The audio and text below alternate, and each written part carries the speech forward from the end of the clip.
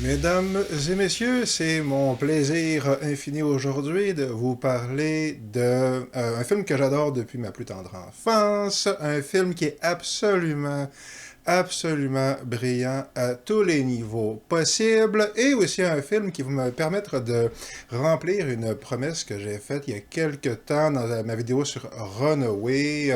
Bref, je vous en parle dans un instant, mais ce film-là, avant tout, qu'est-ce que c'est? Eh bien, c'est Andromeda Strain de 1972. En français, ça s'appelle Le Mystère Andromède. C'est un film de Robert Wise, donc un des plus grands réalisateurs de la grande époque là, du cinéma hollywoodien des années 50, 60, 70. On en reparle un tout petit peu tantôt. Et qu'est-ce que c'est? Ben, c'est un film basé sur un roman de Michael Crichton. C'est possiblement, j'ai pas vérifié, mais je pense que c'est carrément la première adaptation d'un roman de Michael Crichton. Michael Crichton, il est surtout connu pour Jurassic Park, il a fait Coma aussi. Éventuellement, il a lui-même réalisé un assez grand nombre de films, d'excellents films en vérité. Puis la spécialité de Michael Crichton, c'était le thriller scientifique. C'est de la science-fiction, mais toujours réaliste essentiellement. Ça se voulait très ancré dans une certaine réalité. Puis de quelle réalité on parle? Qu'est-ce qu'on veut dire par là au juste? Ben, j'ai une petite citation que j'ai trouvée sur Wikipédia avant d'entrer dans les détails du film, puis de ma petite promesse dont je parlais tantôt. Ben, c'est ça, là, j'ai vu une petite citation de Crichton qui explique comment et pourquoi il a écrit ce roman-là en particulier. Alors apparemment, c'était son sixième roman, mais c'était son premier roman sous son vrai nom. Puis c'est le premier vrai roman de Michael Crichton. Qu'est-ce qu'il a décidé à écrire ça? Mais c'est qu'il a lu le roman de Ipcress File de Len Deighton, Ipcress Danger immédiat, un autre film que j'aime d'un amour absolument profond. Là, c'est tellement génial avec Michael Caine et Ipcress File. Mais puis qu'est-ce qui l'avait attiré, Michael Crichton? Puis c'est quoi la qualité qu'il a essayé de reproduire avec brio, en vérité, dans Andromeda Strain? Monsieur Crichton dit qu'il avait été terriblement impressionné, terrifically impressed.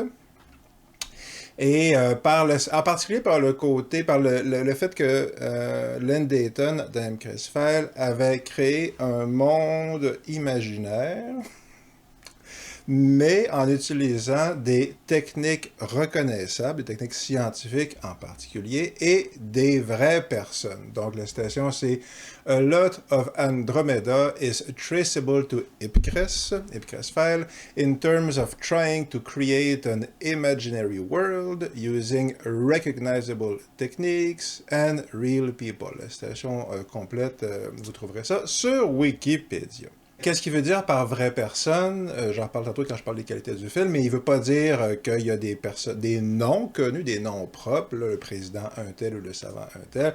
Il veut dire que les gens, les personnages ressemblent à des vrais êtres humains qu'on serait susceptible de rencontrer. Je vais vous présenter ses nombreuses qualités dans les grandes lignes, là, les qualités du film qui est un chef-d'œuvre total. Puis après ça, je vais vous présenter ma réflexion que j'avais promise sur Runaway, puis pourquoi, c'est quoi le lien. Ben, je vous l'expliquerai tantôt, mais c'est l'idée générale de pourquoi est-ce que les gens, moi y compris, pourquoi est-ce que tout le monde, on est si facile à manipuler. En fait, quand, entre autres, quelqu'un du style de Elon Musk, mais il n'y a pas que lui, là, quand quelqu'un arrive et qui nous promet qu'il va envoyer des fusées sur Mars ou qu'il va avoir une intelligence artificielle, n'est-ce pas, qui va régler tous nos problèmes, puis qui en même temps va voler nos emplois, etc., va nous servir de thérapeute. C'est ça pour nous remonter le moral après qu'on sera dans la rue grâce à ça, cette intelligence artificielle. Pourquoi est-ce que quand ils nous sortent ces histoires-là, ça nous paraît si vrai?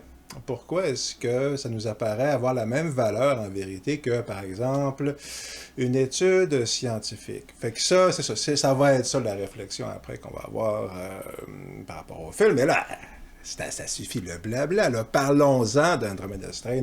Ben avant tout, qu'est-ce que ça raconte? Je dirais pas les punchs ici, les revirements, là, mais plus tard, soyez informés là, que je vais rentrer dans les détails de la fin parce qu'il faut en parler en fait, parce que c'est tellement une grosse qualité du film. Mais l'histoire, en gros, c'est qu'il y a une sonde extraterrestre, n'est-ce pas? On apprend éventuellement que c'est parce qu'il y a un satellite, je crois, qui est revenu de l'espace, et cette sonde extraterrestre, elle amène avec elle un virus, un microbe ou un virus. Et ce virus, il est absolument mortel pour toute la vie sur Terre, certainement la vie animale. Puis en fait, l'effet est vraiment saisissant. Ça tue presque instantanément, là, ça prend quelques heures à peine. Et quand on ouvre les veines des gens qui sont morts de ce terrible virus de l'espace, eh bien leur sang a été remplacé par une sorte de rouille, là, voilà, bon, c'est fait qu'une genre de poussière, ocre, bon, peu importe. C'est impressionnant, là. C'est pas le fun. Ça n'a pas l'air le fun. Il n'y a personne qui trouve ça le fun. Mais heureusement, la science veille et on a 4 savants, une équipe de 4 savants qui sont appelés d'urgence de leur institut, puis de leur hôpital, puis de leur université, pour comprendre qu'est-ce qui se passe. Parce que le virus a tué tout le monde dans la petite ville où l'épidémie a frappé la première fois, mais il y a quand même 2 survivants, un bébé qui n'arrête pas de pleurer et un vieux monsieur alcoolique. Puis il trouve ces 2 survivants-là, puis notre équipe de savants... il aimerait bien ça comprendre comment ça se fait que ces 2-là ont survécu quand tous les oiseaux, puis tout le monde, les chiens, puis les humains, évidemment, sont morts. Là. Fait que pourquoi est-ce que ces 2-là en particulier ont survécu? Ben, ils espèrent que ça va leur permettre, à nos 4 savants, de trouver un remède pour l'humanité au complet. Et donc, ils les font venir dans un centre de recherche ultra méga sophistiqué de l'an 3000, qui est enterré, top secret, qui est enterré dans le milieu du désert et dont la seule fonction, c'est précisément de trouver des remèdes à des virus pour ce genre de situation-là. C'est tout nouveau, ils sont encore en train de finir de le bâtir en vérité. Le principe de ce centre de recherche, c'est que parce qu'ils travaillent sur des infections, puis ils veulent éviter des contaminations de toutes sortes. Chaque étage du centre de recherche est conçu selon le principe d'une stérilisation à chaque fois plus extrême que la précédente de ceux qui descendent les étages. Et dernier truc de sécurité qui est conçu pour ce centre de recherche-là, c'est que si l'ordinateur hyper sophistiqué de 1970, si l'ordinateur hyper sophistiqué décèle que le virus risque de s'enfuir et qu'il va s'enfuir, eh bien, il y a un décompte de 5 minutes qui commence. Et après 5 minutes, il y a une bombe nucléaire qui explose. La bombe nucléaire, elle est toujours déclenchée, elle est toujours allumée, en fait.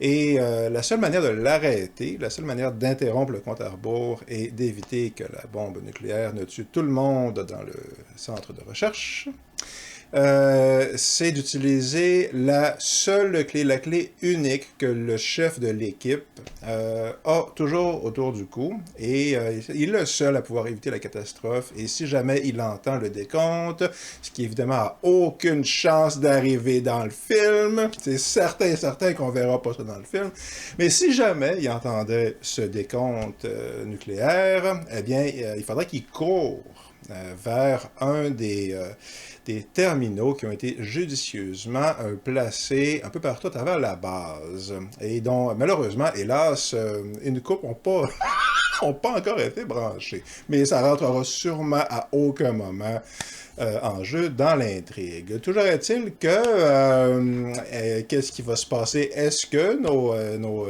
géniaux, nos brillants savants vont réussir à trouver le mystère de ce virus de l'espace? Est-ce que le compte à rebours va être déclenché? Pourquoi et comment? Est-ce que la bombe nucléaire va péter, tuant tout le monde dans la base? Est-ce que le virus va sauver? Est-ce que c'est la fin du monde?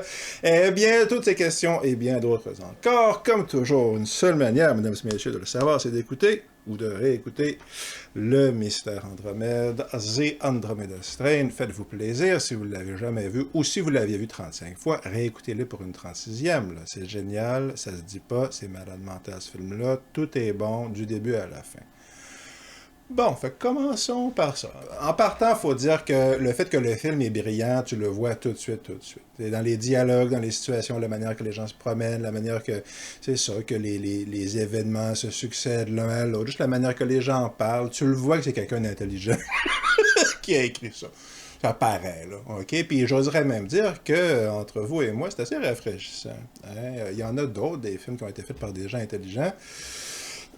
Mais à notre époque, c'est pas toujours le cas. Et puis même quand les gens sont intelligents, des fois, on dirait qu'ils préfèrent s'adresser, nos créateurs, à un public dont ils respectent un peu moins l'intelligence. Vous voyez ce que je veux dire? Mais ici, c'est pas le cas. Donc, le film, en partant, a été réalisé, je l'ai mentionné, par Robert Wise. Puis Robert Wise, c'est le gars, ben moi je l'aime en particulier, je l'aime vraiment beaucoup parce que c'est lui qui a fait le premier film de Star Trek, puis il y a bien du monde qui trouve ça plate, moi je l'ai vu au cinéma quand c'est sorti, j'avais genre 6 ans, mais quand même, j'ai toujours aimé ça, j'aimais ça dans le temps, je l'ai vu là, de nombreuses dizaines de fois, moi le premier Star Trek, je trouve ça génial, je me fous de ce que le monde dit, je trouve ça absolument brillant. Mais ce qui est certain, c'est qu'il y a beaucoup d'autres films de M. Wise que tout le monde trouve génial, essentiellement à juste titre, moi y compris. Pour n'en citer que quelques-uns, ben, The Day the Earth Stood Still, la version des années 50 en noir et blanc, avec Klaatu, Barada Nikto, puis la soucoupe volante qui atterrit, puis la version avec Gort des années 60, 50, là, c'est lui qui a réalisé ça, Robert Wise. Il a fait La Mélodie du Bonheur, n'est-ce pas? The Sound of Music avec Julie Andrews et Christopher Plummer, un autre chef-d'œuvre transcendant. Il a fait aussi West Side Story, je pense que c'est lui qui a fait ça. Il a fait The Haunting, de loin un des meilleurs films de maison hantée de l'histoire du cinéma. Il y en a quelques-uns des bons films de maison hantée. Il y en a au moins, on va dire, 3-4 faciles, sûrement plus que ça en vérité. Mais si jamais vous faites une liste, si jamais moi je fais une liste de meilleurs films de maison hantée, mettons que je ferais ça, c'est certain que The Haunting est pas mal au sommet de cette liste-là. C'est probablement le numéro 1. Okay? Bon, puis le premier Star Trek, j'en ai parlé, puis on mentionnera en passant comme ça que M. Wise, qui a fait tous ces chefs-d'œuvre absolument géniaux, ben, il a commencé sa carrière en faisant le montage de Citizen Kane, de certains Orson Welles. Donc, tu sais, Citizen Kane, Orson Welles, le montage, c'est M. Wise, notre réalisateur. Fait que c'est quand même pas pire sur ton CV. Puis, il a carrément réalisé les séquences additionnelles du film suivant de Monsieur Wells, là, The Magnificent Ambersons, un film qui a eu tout un scandale parce que le studio a essentiellement choisi de détruire la carrière de M. Wells. C'est une sombre histoire et puis finalement, ils ont retiré le film de ses mains et c'est ça, M. Wise qui faisait déjà le montage. Il a fait le montage aussi de celui-là, mais apparemment, c'est lui, même s'il n'est pas crédité, c'est lui qui a réalisé les séquences additionnelles. Si c'est toi qui engage pour tourner les séquences additionnelles d'un film d'Orson Welles en 1940, là, c'est parce que t'es bon. C'est ça la version courte, puis il est bon en tabarnouche, on va dire. Je vais retenir mes gros mots. Puis ça se manifeste de 56 millions de manières différentes. Évidemment, le côté visuel, les couleurs en particulier, les décors puis les couleurs de la station souterraine, puis c'est vraiment brillant la manière que c'est fait parce que chaque étage est codé en fonction d'une couleur, donc à l'étage rouge, à l'étage jaune, un étage genre couleur sable un peu, puis j'oublie l'autre. Mais ça crée vraiment un effet saisissant essentiellement, puis c'est ça, tout le visuel de la station est vraiment absolument génial. Quand on aime les films de science-fiction, des bases avec des ordinateurs puis des lumières qui tournent, là on aime ça, ben là-dedans on est servi, c'est absolument génial.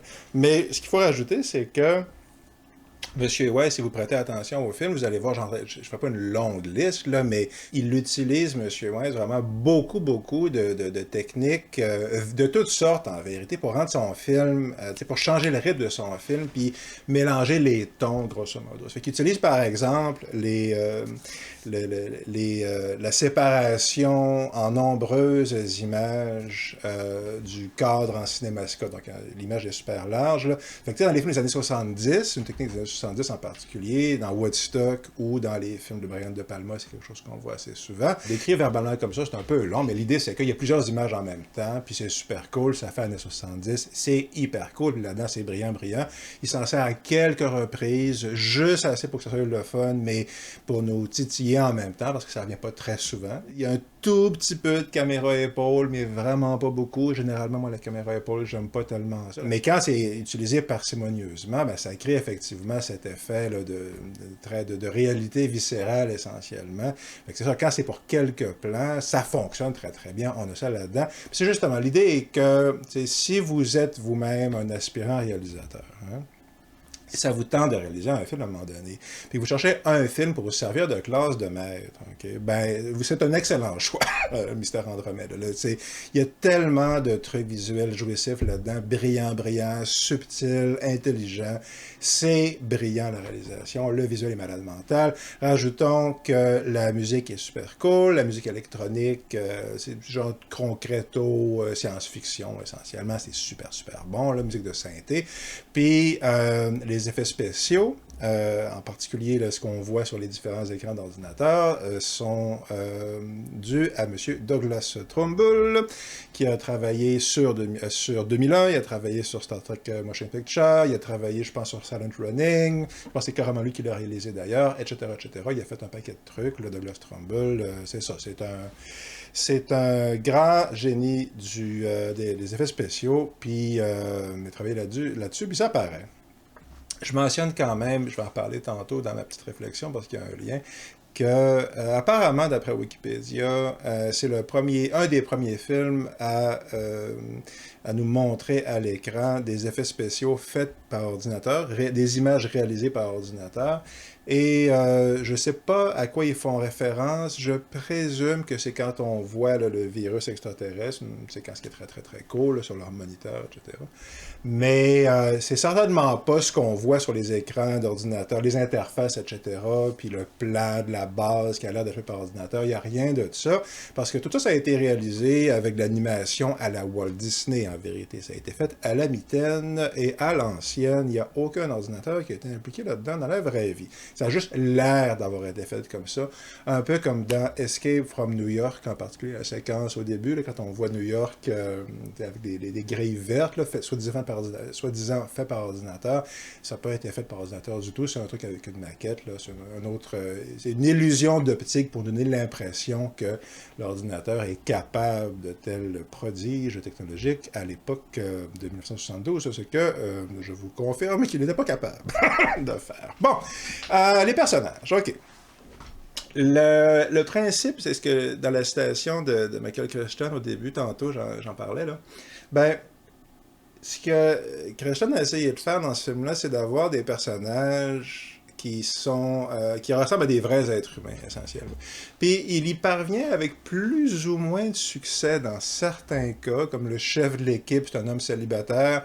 Ça aussi, j'en reparle tantôt parce que c'est important dans l'intrigue, mais c'est un gars genre dans sa trentaine, on va présumer début trentaine, puis il est en rut, ça se peut pas, là, il crouse l'ordinateur, là, carrément. Je n'invente pas cet exemple. Bon, il sait pas encore que c'est une machine à ce moment-là, mais la voix sulfureuse, n'est-ce pas, là, du répondeur automatique de l'ordinateur, émoustille ses sens, ça se peut pas. Puis, bon, mais quand même, l'idée est quand même qu'il a essayé, M. Crichton, de montrer un type de gars, si on veut, qui se rencontre, ou même dans certains cas, peut-être qu'on a déjà été... Peut-être. On va dire que dans son cas, à lui, ça marche... Je pense que ça marche correctement, c'est juste que ça a un peu vieilli à notre époque parce que à cause du climat culturel, là, si on veut, là, c'est moins bien vu. Mais il y a un personnage dans tout le film qui est à se garocher par terre tellement est absolument brillant et génial à tous les points de vue. Et c'est le personnage, je vais vous en parler comme si vous l'aviez vu parce que ça va être plus rapide et plus facile, mais c'est le personnage du docteur épileptique, la femme docteur épileptique. Puis, son nom dans le film, c'est Ruth Leavitt, voilà. Puis, ce qui est intéressant, c'est que dans le roman, c'est un gars, en fait. Puis le gars qui a écrit le scénario, j'ai pas noté son nom, mais il a fait le choix délibéré de transformer ce personnage-là en fille. Puis quand il a proposé, encore une fois, je me base sur Wikipédia, là, quand il a proposé à M. Wise, au réalisateur, de changer le gars en fille, Robert Wise n'était pas du tout d'accord à l'origine parce qu'il pensait que ça allait être une pitoune à la Raquel Welch dans Fantastique Voyage. C'est carrément l'exemple qu'il a donné. Puis qu'elle serait juste là pour émoustiller les jeunes garçons avec ses courbes. Mais c'est pas ça du tout. Puis ce personnage-là du Dr. Root est de loin une des plus grandes forces du film. Puis c'est d'autant plus fascinant parce que le personnage est extrêmement désagréable. Okay? Elle est ultra sarcastique, elle a aucune patience. Bon, mais puis la première fois qu'on la voit, elle est en train de se plaindre, elle est tout le temps en train de se plaindre, mais ça la rend pas antipathique. C'est ça l'affaire. Puis, bon, je mentionne qu'elle est jouée par une actrice, je vais quand même vous dire son nom, Kate Reid. Kate Reid qui a eu une carrière plutôt de très second rôle, elle joue la femme du docteur dans Equus, là, ce genre d'affaires-là, mais c'était une grande comédienne en fait, puis, entre autres, elle a joué Martha dans Qui a peur de Virginia Woolf, sur Broadway toujours, ben, la représentation du midi. Là. Donc, encore une fois, c'est ça. Si vous avez vu, si vous savez c'est quoi Qui a peur de Virginia Woolf, là, c'est un rôle, c'est pas le roi Lear pour les femmes, là, mais c'est pas très loin. C'est assez très fort comme rôle. Okay? Ça prend une vraie comédienne qui sait tristement son métier. Là. Ben, c'était elle. Puis, quand on la voit dans ce film-là, dans Andromeda Strain, c'est facile de comprendre là, pourquoi est-ce qu'ils l'ont choisi, parce qu'elle est absolument géniale, puis elle rajoute des tonnes de niveaux de complexité à ce personnage-là. Puis j'ai mentionné le côté épileptique, ça devient important dans l'intrigue, puis j'ai quelqu'un très proche de moi, quelqu'un que j'aime énormément, qui est épileptique, qui n'aime pas du tout ce personnage-là, parce qu'elle trouve que c'est une caricature, etc. Mais un personnage désagréable, justement. Mais je pense que, moi, ma lecture du personnage, c'est vraiment carrément le contraire. Parce que c'est drôle à dire, mais c'est pour moi le personnage le plus attachant de tout le film. Parce que, ouais, elle est bête, mais en même temps, elle est extraordinairement intelligente et compétente. Puis si elle est bête comme ça, c'est parce qu'elle n'est pas patiente. Okay? En gros, c'est ça le principe. Puis cette impatience-là, ça l'humanise énormément. Puis l'autre affaire qui l'humanise conjointement à ça, les deux sont consubstantiels, c'est le fait que, bon, elle a l'épilepsie quand elle voit des lumières rouges qui clignotent, comme par exemple quand une alarme de bombe nucléaire risque d'exploser. Je dis ça, j'ai rien dit, là, ok? Il y a peut-être aucun lien, peut-être aucune raison. Mais c'est tellement une vulnérabilité profonde de ce personnage-là. C'est ça l'idée, c'est qu'il n'y a rien qu'elle peut faire, ok? Puis oui, elle est absolument brillante, mais c'est un peu comme Iron Man qui a des problèmes de cœur, là, grosso modo. Il est tout puissant, il est riche, il peut tout faire, mais il y a cette vulnérabilité-là vraiment au cœur de qui il est, puis qui lui joue des tours à l'occasion. Puis le docteur Roth a cette vulnérabilité-là sous la forme de l'épilepsie, puis ça l'humanise vraiment énormément. Puis encore une fois, parce que l'actrice est aussi bonne, là, moi je la trouve honnêtement hyper sympathique puis captivante. Puis quand le film se termine, c'est un des aspects du film dont on se souvient le plus, essentiellement, de ce personnage-là.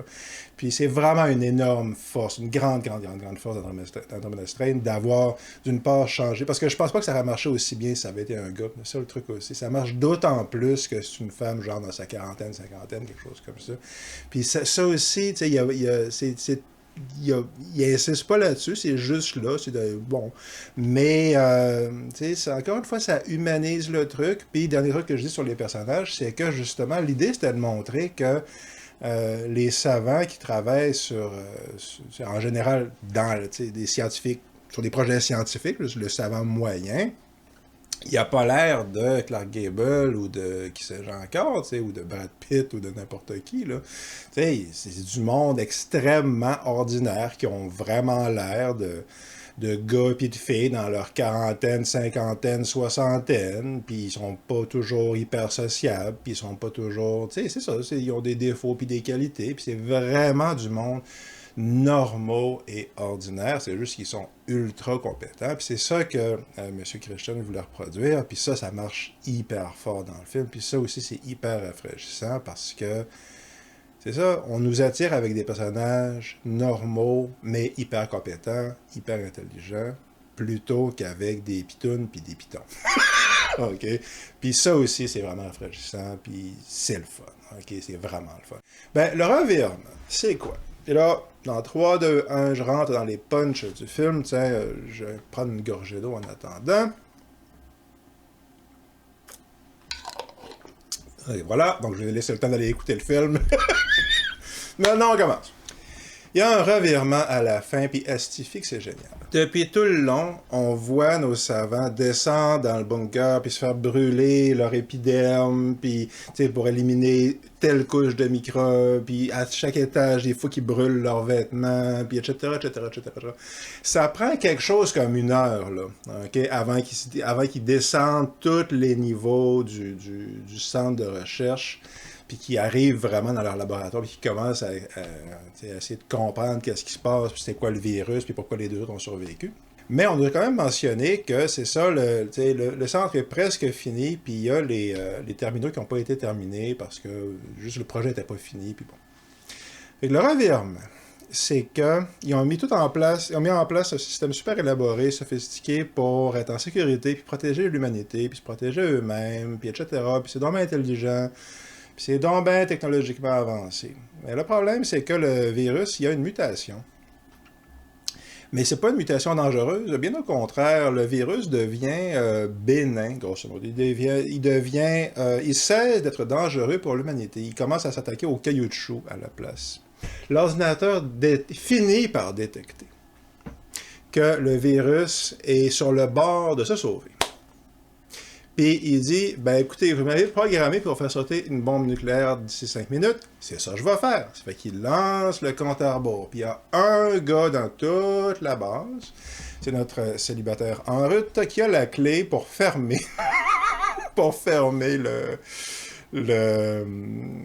arrêter le compte à rebours nucléaire. Puis incidemment, si la bombe nucléaire explose, c'est la fin de l'humanité parce que le virus, ouais, il est rendu bénéfique, mais il se nourrit de radiation, en gros, là. Dans le film, c'est logique, c'est bien expliqué, là. Puis, si l'explosion nucléaire se produit, non seulement tous nos héros vont mourir, mais ça va transformer à nouveau le virus, qui est extrêmement contagieux, et c'est la fin de la race humaine. Okay? Donc, en quelques jours, ça va être la fin de toute vie sur Terre, en vérité. Fait qu'il faut vraiment qu'il court notre ami pour essayer de débrancher la bombe nucléaire. Et tous les trucs qu'on a vus, qui ont été mis en place de manière laborieuse et minutieuse pour protéger l'humanité, ben, il doit se battre contre toutes ces affaires-là. Puis c'est là qu'on, pour sauver l'humanité en question. Puis c'est extrêmement ironique, on va dire ça comme ça. Puis c'est là que tu te rends compte que c'est pas parce que tu te penses bien intelligent puis que tes solutions technologiques sont bien avancées puis sophistiquées que c'est une bonne idée ce que tu es en train de faire. Donc le processus de sécurité est précisément ce qui risque de tuer non seulement nos héros, mais l'humanité au complet. Fait que c'est à peu près ça le principe. Je dis tabarnouche, les estifs d'ingénieurs, à quoi ils ont pensé? OK, c'était mal fait, c'était mal pensé. Il faut qu'ils se battent contre la machine, puis est-ce qu'ils survivent ou pas?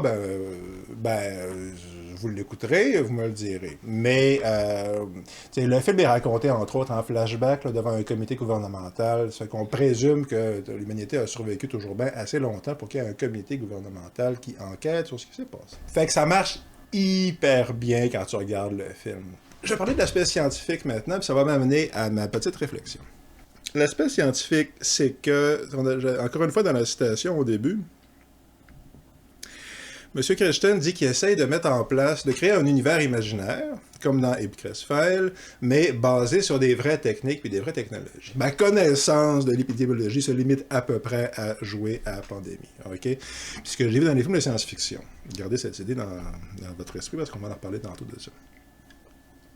Mais apparemment, toujours d'après Wikipédia, les gens qui travaillent dans ce milieu-là, quand ils veulent donner un exemple de comment ça marche dans la vraie vie, puis à quoi ressemblent les gens qui travaillent vraiment dans ce milieu-là, puis qu'est-ce que c'est le travail au quotidien, c'est ce film-là qui mentionne. Le truc d'épidémiologie, ça apparemment, c'est très basé sur la vraie vie, ça ressemble à ça dans la vraie vie, ça paraît, en tout cas, ça fait vrai, puis Michael Crichton, je crois me souvenir que, ne me citez pas là-dessus, mais je suis pas mal certain qu'il était médecin dans la vraie vie.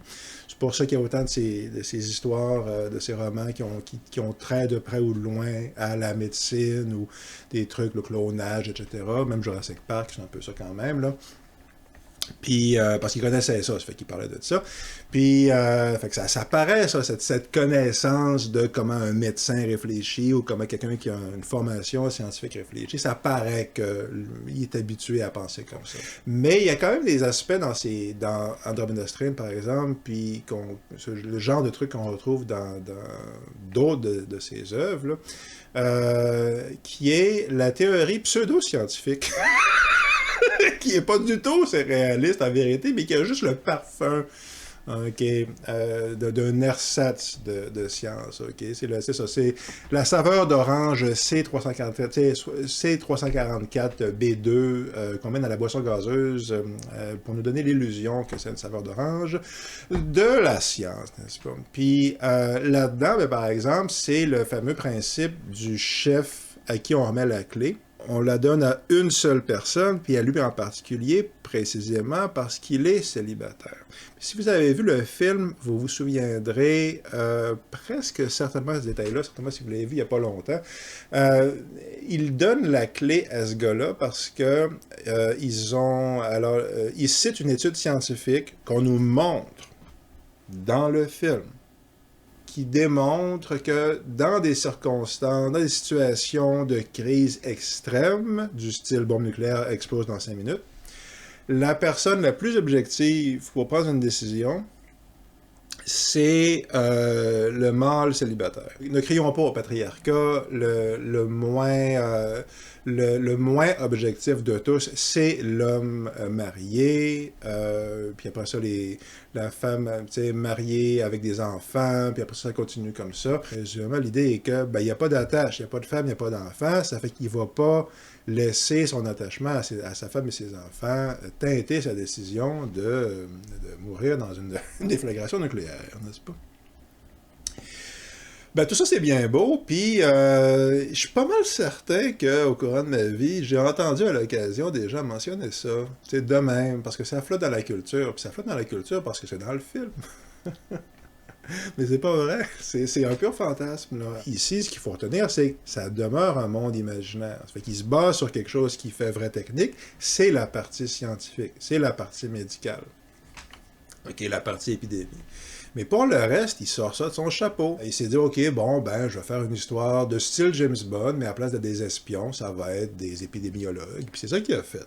Fait que, comme dans James Bond, il y a des éléments qui sont plus ou moins réaliste, là, mais c'est plutôt fantaisiste comme truc. Puis son affaire de Odd Man Hypothesis, là, son expérience comme quoi les hommes célibataires sont plus objectifs en cas de décision extrême, c'est ça, il a inventé ça, somme toute. Puis s'il l'a vu dans un article, il a juste vu la phrase, puis il n'est pas allé vérifier si l'étude c'était bidon ou pas. Ça c'est cool, je vais utiliser ça. C'est comme dans un épisode de Star Trek, essentiellement. Bon. Puis il y a d'autres affaires qui sont encore moins scientifiques que ça. Puis j'en ai parlé tantôt, je vais être très rapide là-dessus, mais l'ordinateur qu'on voit dans le film, comme un de ces innombrables ordinateurs des années 60-70, écoutez, ils parlent tous, OK, ils sont tous hyper intelligents. Puis ce qui est brillant dans celui-là, c'est que il nous montre quand même que l'ordinateur a des limites dans ce qu'il est capable de faire. Puis ça, c'est brillant. Puis c'est très Michael Crichton, en fait, comme détail. Parce que justement, à un moment donné, nos héros sont en train d'avoir un dialogue, somme toute, avec l'ordinateur, là, donnez-moi votre nom, puis nom, prénom, date de naissance, etc., ce genre d'affaires-là. Puis évidemment, c'est comme les répondeurs aujourd'hui, là. Faites le 1, faites le 2, puis donnez votre nom complet, puis évidemment, quand on utilise ces systèmes-là téléphoniques de nos jours, là, 50 ans après le film, À notre époque, ça marche jamais. Il faut répéter ton nom 14 fois, il comprend jamais, c'est jamais le bon département, puis il finit par accrocher tout seul. Bon, c'est ça, tu sais. Puis c'est très amusant dans le film parce qu'ils réagissent certainement comme moi. Comment je réagis? Avec le même niveau de patience et de bonne volonté que moi j'ai par rapport à cette technologie-là. Il a mis ça dans le film, l'ordinateur parlant, que, avec les questions-réponses puis tout ça, puis il a mis ça dans son film parce que ça faisait merveilleux, c'est parce que c'est un film merveilleux et imaginaire, puis c'est ça qu'il voulait créer un monde imaginaire. Mais nous, quand on le regarde, on trouve que ça fait scientifique puis que ça fait sérieux.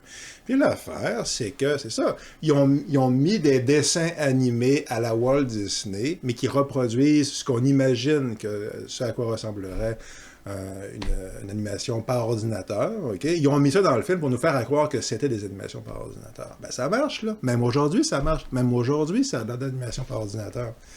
Okay? Parce qu'on ne fait pas la différence. Puis nous, c'est ça le détail crucial, on ne fait pas la différence, quand on regarde le film, entre ce qui est de la vraie science, okay? L'épidémiologie par exemple, puis ce qui est de la science extrêmement discutable, comme la théorie là, de l'homme célibataire, puis ce qui est carrément n'importe quoi avec son ordinateur qui est capable de faire des miracles, qui était certainement pas possible en 1972, n'est-ce pas?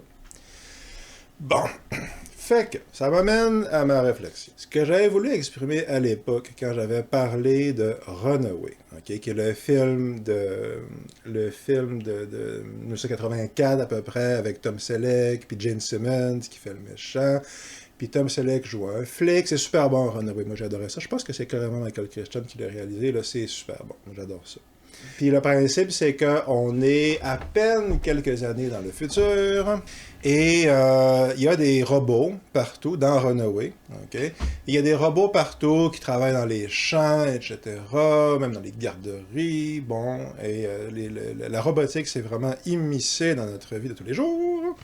T'sais, ils ont le même genre de limitation que, par exemple, l'ordinateur d'Andromeda Strain, dans le sens où ils sont loin d'être parfaits, ils ont des bugs fréquents. Puis quand les bugs des robots dans Runaway posent problème, on fait venir l'inspecteur Tom Selleck du département des Runaway, n'est-ce pas, le flic qui s'occupe d'aller chercher les robots dangereux, puis de les rendre inoffensifs, essentiellement. Ils ne sont pas dangereux parce qu'ils ont été possédés, comme dans Judge Dredd, là, okay, par un esprit maléfique ou quelque chose comme ça. C'est pas une affaire de même, c'est parce qu'il y a un problème mécanique, puis le robot se met à tirer sur le monde, mais c'est un accident technique, un genre de bug, encore une fois. Moi, j'ai travaillé en informatique assez longtemps, là, j'en ai vu pas mal. Déjà, ce niveau-là de bug, là, ça fait très réaliste. Okay? L'affaire, c'est que dans Runaway, Michael Crichton a dit en entrevue le même genre d'affaires qu'il disait très souvent, puis que beaucoup de gens disent, qu'on entend souvent des réalisateurs ou des écrivains dire, qui est, cette technologie-là dans le film, on l'a pas aujourd'hui, on l'a pas encore maintenant, mais d'ici 5 ou 10 ans, c'est certain qu'on va l'avoir. D'ici 5 ou 10 ans, tout ce que vous voyez dans mon film, c'est garanti qu'on va l'avoir dans la vraie vie. Parce que c'est toute la technologie d'aujourd'hui, c'est juste qu'on extrapole légèrement sur la technologie d'aujourd'hui. Puis, mais c'est garanti que ça va arriver. Là, dans 10 ans, ça ne sera plus de la science-fiction, ça va être la science-réalité, du science-fait, le science-fact. Bon. Puis quand on voit des gens comme, mettons, Elon Musk ou le gars de OpenAI, Sam Altman, ou tous ces gens-là arriver, moi je trouve qu'ils ont tous l'air de vendeurs de voitures usagées. Avec des frocs en cuir en plus, pour faire cool. Mais ils arrivent, puis ils montent sur la scène, puis là, ils disent la même affaire que Michael Crichton. Moi, c'est ce qui m'avait saisi quand j'avais vu l'entrée avec Michael Crichton.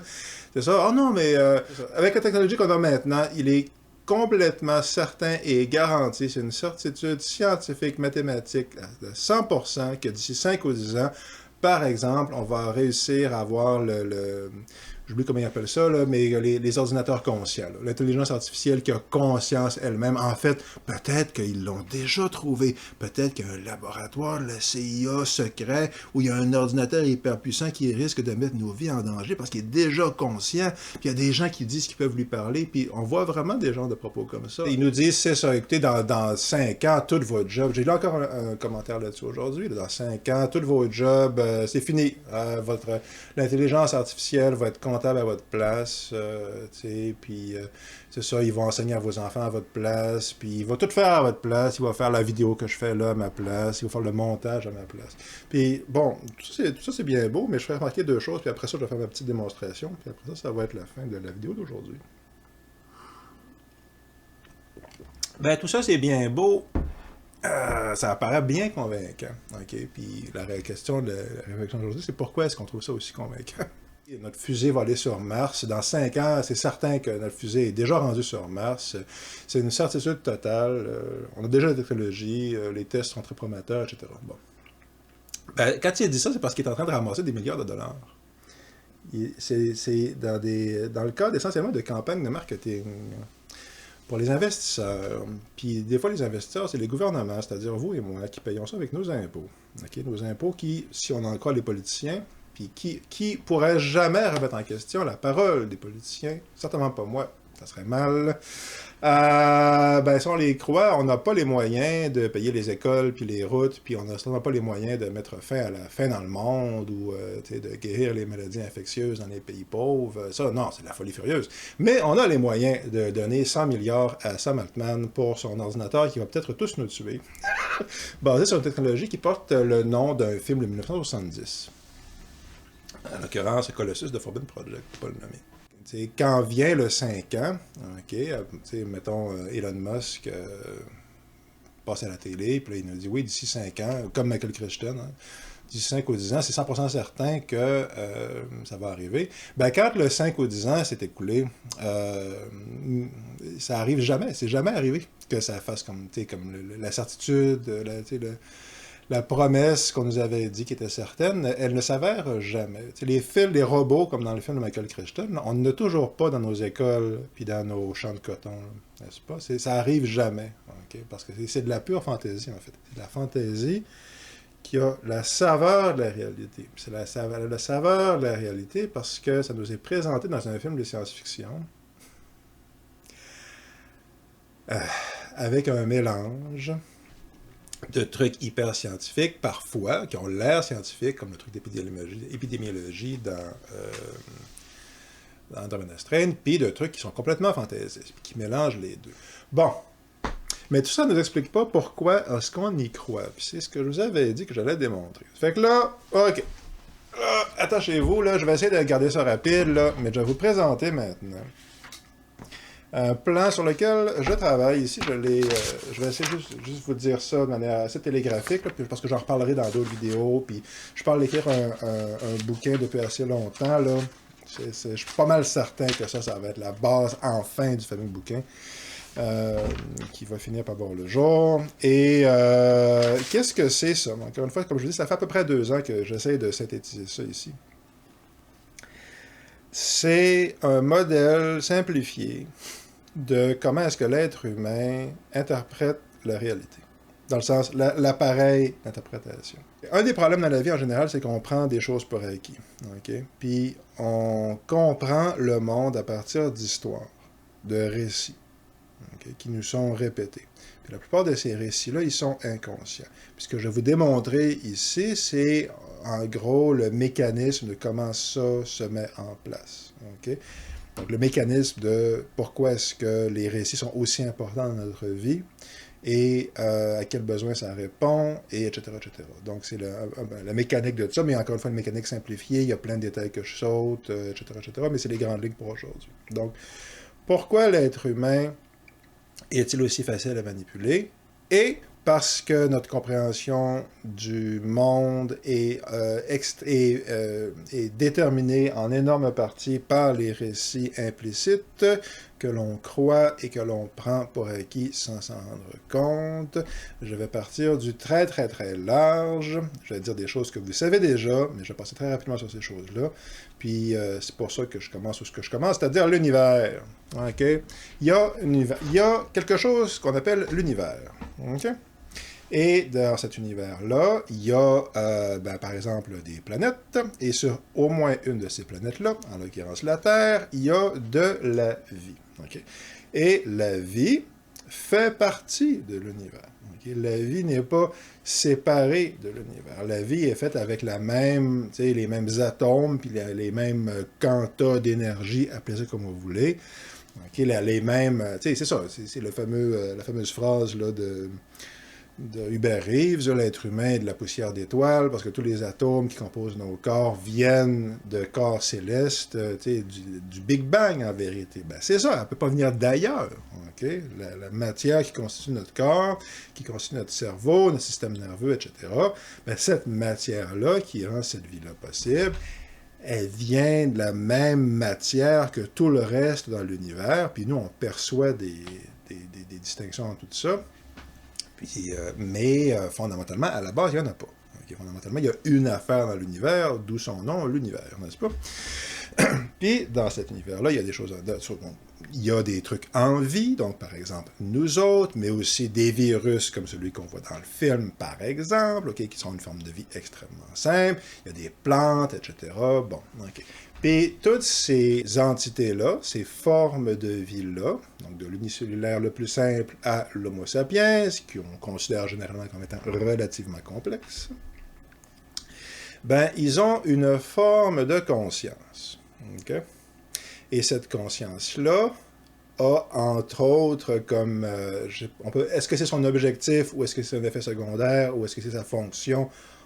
Ce serait un jugement de valeur de l'affirmer. Nous n'avons présentement pas, à ce stade-ci de notre conversation, les éléments pour pouvoir le dire avec certitude. Mais c'est un fait que cette conscience-là a un lien plus ou moins direct et ou lointain avec le fait qu'on a besoin de survivre au moins un certain temps, étant vivant, dans l'écosystème qui nous a vu naître. Okay? Donc, grosso modo, ce que ça veut dire, c'est que la conscience de base de l'être humain, okay, puis de toute vie sur Terre, c'est la conscience qui n'est pas beaucoup plus que s'il y a une menace, eh bien, je dois fuir la menace. Puis s'il y a un aliment pour me maintenir en vie, okay, comme une baie, par exemple, ou un petit bout de sucre pour un unicellulaire, ben c'est ça, les expériences ont été faites et refaites. Ça, je pense que c'est très scientifique. C'est ça, si tu mets un microbe sur une petite plaque en verre, là, puis tu mets un petit bout de sucre, ben, le microbe, il va aller vers le sucre pour se nourrir. Okay? Il est conçu pour aller vers le plaisir et fuir la menace et la douleur, essentiellement. Donc, il va vers ce qui risque, ce qu'il est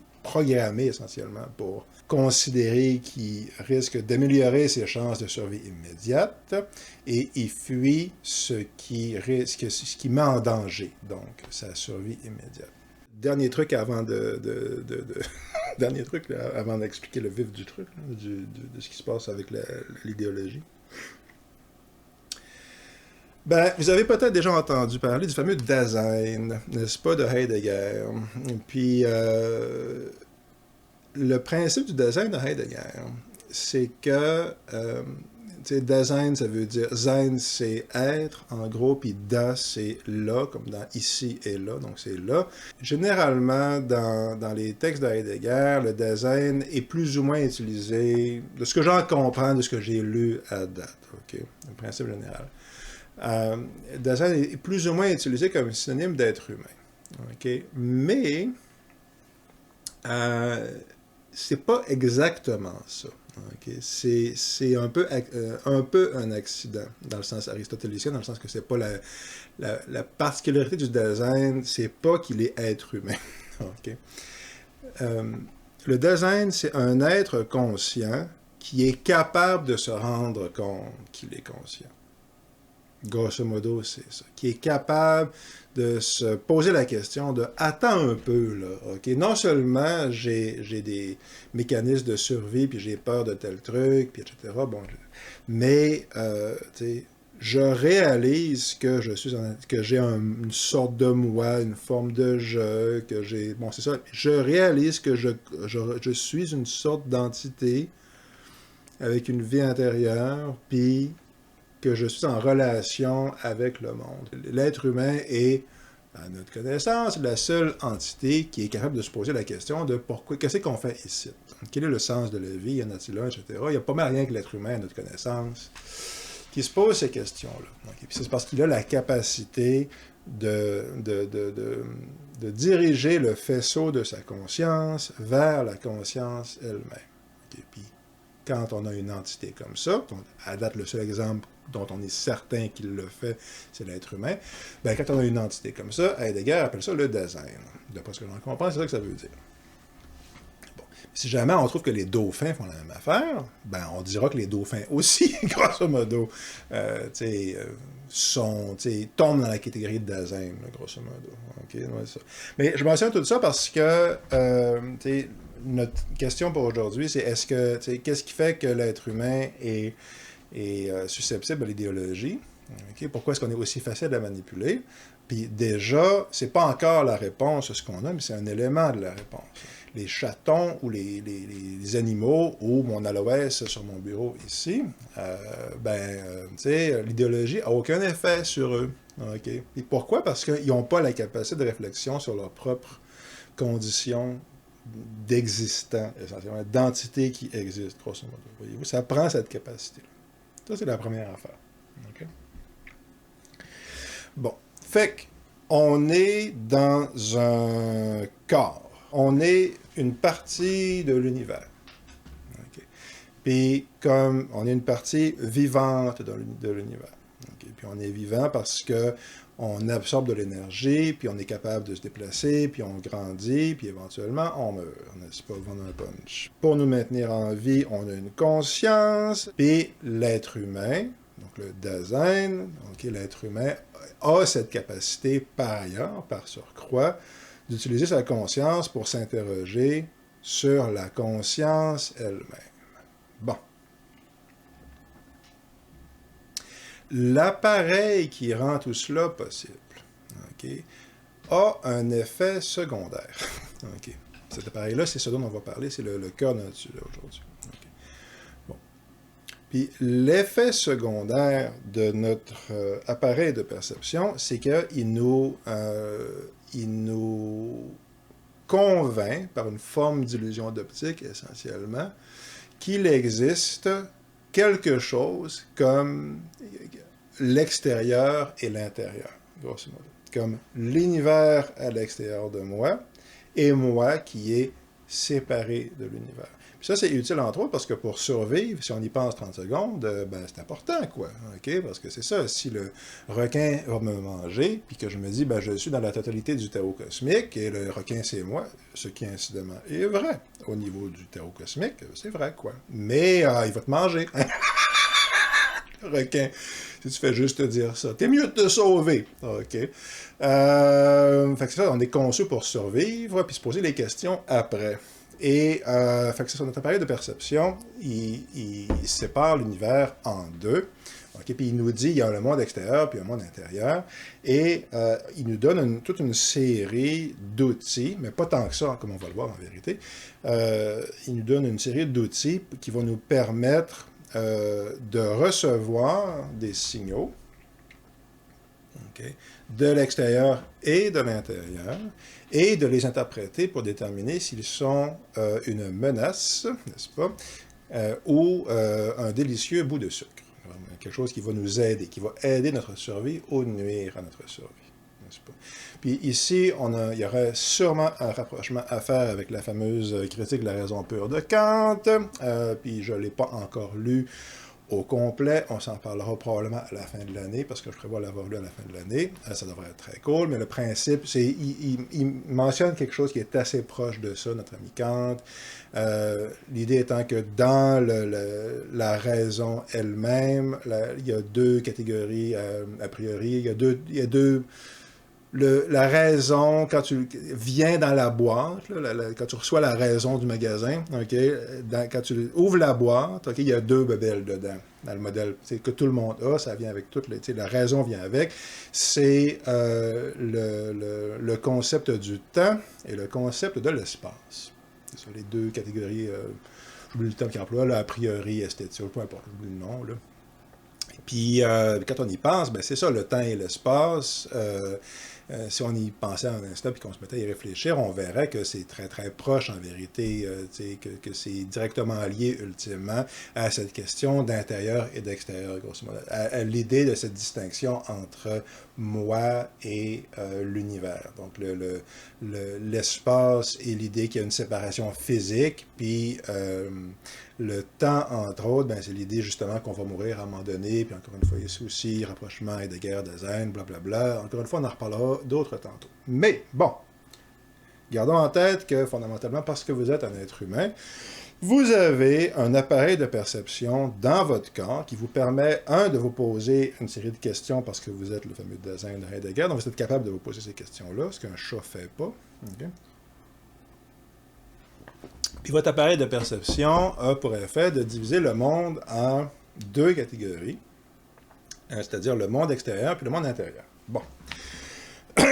Puis ça la donne, par une pure coïncidence et un pur hasard, okay, que on a deux grandes catégories d'outils qui nous servent à interpréter les messages, entre guillemets, de l'extérieur et les messages, entre guillemets, de l'intérieur. Puis je mentionne, entre guillemets, parce qu'ultimement, comme on a vu, la perception qu'il y a une distinction fondamentale entre extérieur et intérieur, entre l'univers et entre moi, c'est une illusion d'optique provoquée par le corps dans lequel on est. Okay? C'est un effet secondaire d'être dans la matière, grosso modo, d'être en vie, en vérité. Mais c'est un effet secondaire de perception. Okay? Ça n'affecte pas la nature fondamentale de l'univers, qu'il n'y a pas de séparation ultimement entre rien. C'est une pure, c'est carrément une vue de l'esprit. Okay? Le monde extérieur. L'outil principal qu'on a, okay? ce qui nous permet d'interagir avec les signaux qu'on reçoit du monde extérieur, c'est ce qu'on appelle les sens. Okay? La vue, l'ouïe, l'odorat, etc., le toucher, bon, etc. Les sens. Okay? Fait que, si je mange une baie, une framboise, bon, elle est sucrée, mon cerveau considère que quand il y a du sucre, il sait qu'en général, c'est bon pour lui, et donc, mange-en plus. Okay? Puis encore une fois, on remarquera ici que les fabricants mettons, de McDonald's ou de paquets de chips ou de friandises quelconques, de chocolat, ben, vous aurez remarqué qu'ils nous manipulent là-dessus. Okay? Ils utilisent ça. Bon. OK, les sens. Le toucher, l'ouïe, l'odorat, etc. Pour les messages extérieurs. Mais il y a un intérieur. Tu as ta psyché, ton intuition, ton instinct. Puis nous, culturellement, en Occident, généralement, on considère que c'est pas sérieux. Mais si vous avez déjà rencontré quelqu'un au bureau, puis que ça fasse, vous revenez pas, puis que il vous fait un coup de chien 6 mois ou 1 an plus tard, moi ça m'est déjà arrivé au moins une fois ou deux, une fois c'est certain, ben vous remarquerez que la personne que ça fasse vous revient pas très souvent. C'est lui, là, ok? Bon, puis des fois on se trompe, ça aussi ça m'est arrivé une couple de fois, plus souvent en vérité, mais si je retourne voir, puis que je réfléchis aux fois à ce que mon instinct par rapport à une personne X ou Y a été juste, okay, que mon signal d'alarme était juste, puis par opposition aux fois où est-ce qu'il n'était pas juste, où est-ce que je me trompais, je vais constater, peut-être comme vous, on constaterait qu'en vérité, c'est parce que l'émotion n'était pas pareille. La sensation n'est pas la même. Okay? Puis je l'avais mal interprété. Bon. Pour l'instant, ça aussi, ça va être important éventuellement, mais pour l'instant, ce qu'il faut savoir, c'est que l'équivalent des sens, pour l'intérieur, okay, c'est l'imagination. C'est ça le truc. La raison pour laquelle on a des rêves, okay, c'est que ce qu'on appelle le subconscient, grosso modo, puis peu importe là, que vous soyez de l'école Freud ou Jung ou Lacan ou n'importe qui, là, okay, vous avez quelque chose comme un subconscient. Puis je sais qu'il y a des gens comme Zizek ou une catégorie de lacaniens là, qui considèrent que l'inconscient n'existe pas. C'est indéfendable. On aura une conversation si vous voulez, vous me présenterez vos meilleurs arguments, là, mais c'est indéfendable comme point de vue. Puis c'est indéfendable parce que, entre autres, on a des rêves. Je vais vous dire un truc que vous avez sûrement vécu au moins une fois dans votre vie, probablement plus, là, des tonnes de fois. Ben, c'est ça, il y a une situation qui vous embête au bureau, OK, ou dans un souvenir d'enfance, ou avec un membre de votre famille, ou peu importe. Puis là, vous faites de votre mieux pour ne pas y penser, OK? Puis éventuellement, vous faites un rêve hyper troublant, puis où, quand vous y repensez au courant de la journée, OK, il est évident que c'est un rapport avec ça. Okay, votre patron au bureau, dans votre rêve, apparaît, puis il dit quelque chose, il fait quelque chose, puis vous vous réveillez angoissé ou en colère ou peu importe. C'est un genre d'affaires comme ça. Ou émoustillé ou que sais-je encore. Bon. Votre psyché a détecté qu'il y avait quelque chose à l'intérieur de vous dont vous n'étiez pas conscient dans la vie de tous les jours parce que vous êtes occupé à autre chose. Là, puis elle a dit, votre psyché, donc, okay, votre appareil de perception, dit, il y a quelque chose ici, okay, dans ta vie intérieure, ton univers intérieur, okay, auquel il faut que j'attire ton attention. Okay. Pareil comme le message de l'extérieur. Puis après ça, est-ce que c'est bénéfique? Est-ce que c'est pas bénéfique? Qu'est-ce que c'est pas? C'est complètement une autre conversation. Okay. Mais ce qui est important ici, c'est que ta psyché, ton appareil psychique, okay, détecte par un processus qu'on ne connaît pas, okay, mais détecte qu'il y a quelque chose qui te trouble, okay, grosso modo, puis il t'envoie dans tes rêves, grosso modo, okay, il t'envoie un message symbolique sous la forme de... un message symbolique en utilisant le langage de l'imagination, grosso modo, en la faculté imaginative. Puis si vous y pensez 30 secondes, okay, les messages que vous recevez dans vos rêves, okay, qu'ils soient véridiques ou pas, fondés ou pas, qu'ils soient, peu importe la valeur que vous accordez à l'interprétation des rêves, c'est pas important. Ce qui est important ici, c'est que la faculté existe. Okay, même si vous considérez, c'est une hypothèse valide, là, si on veut, même si vous considérez que les rêves n'ont aucune valeur que ce soit, okay, que c'est, comme disait, je pense dans Richard Rohr, dans Macbeth, là, que c'est un bout de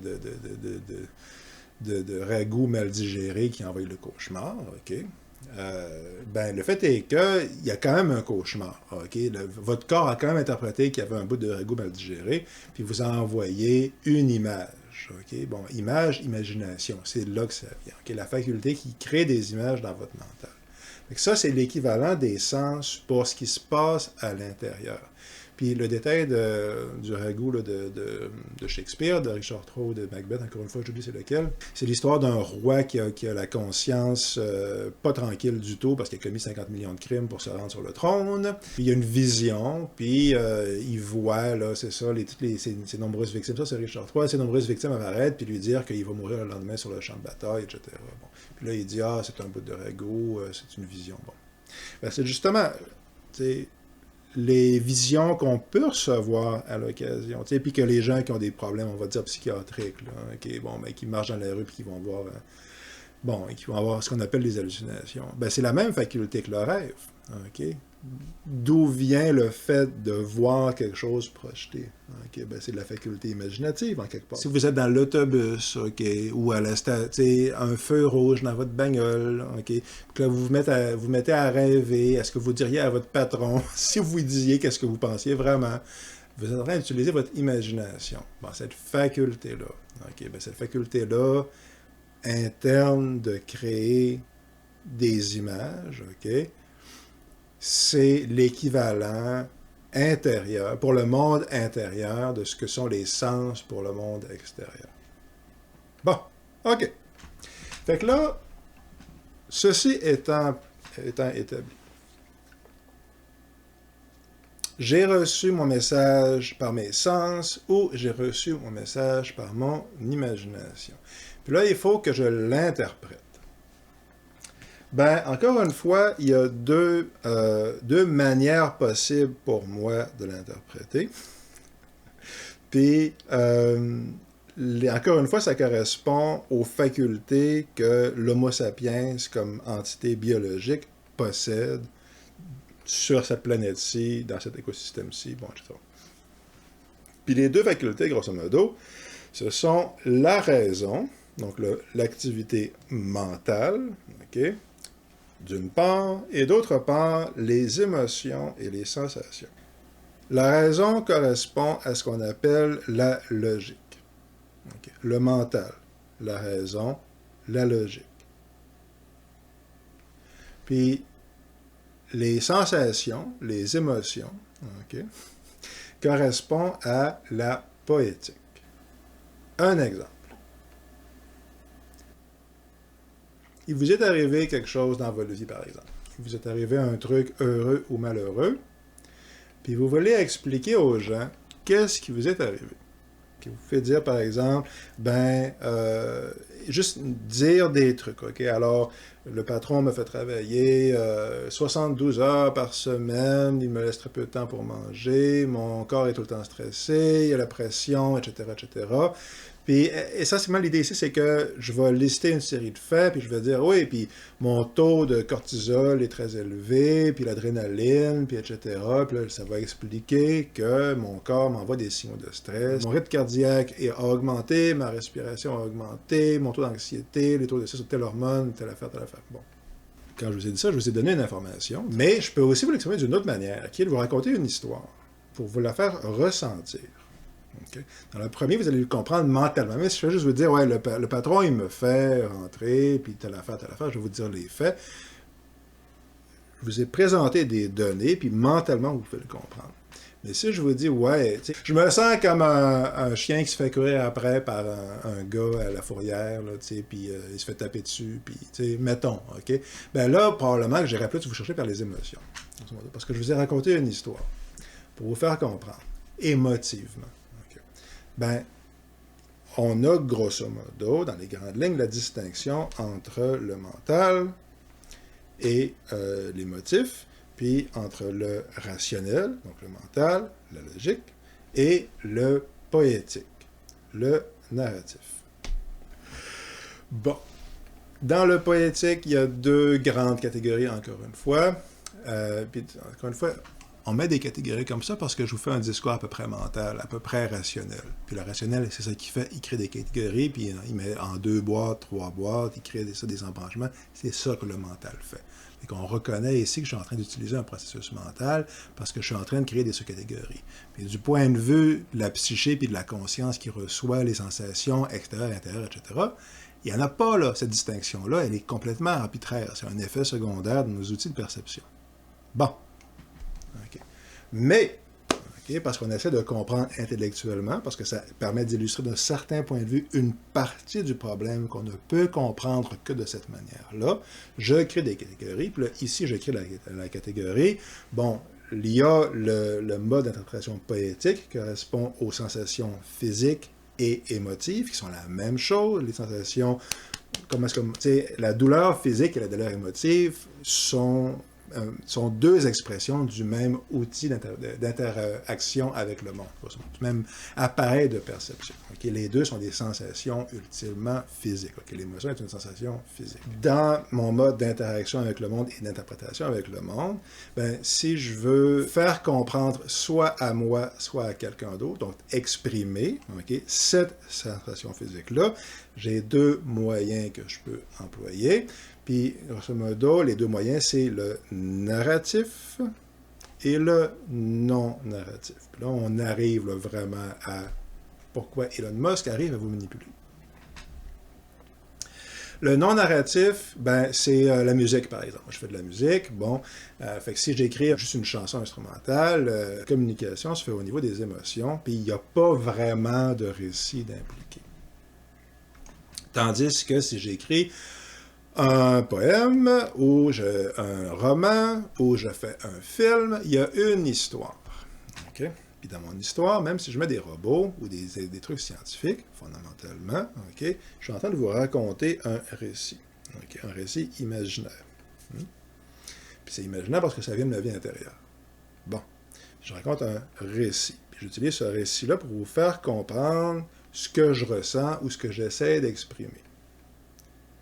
Puis à ce niveau-là, dans mon récit, les détails précis sont rarement vrais, ou à peu près jamais vrais. Ce qui est important, c'est est-ce que j'arrive à faire comprendre l'émotion ou l'affect ou l'intuition que j'ai. Mon histoire peut être fausse, ma théorie du complot, par exemple, parce que les gens, quand ils lisent les nouvelles puis ils commencent à raconter des théories du complot, souvent c'est n'importe quoi.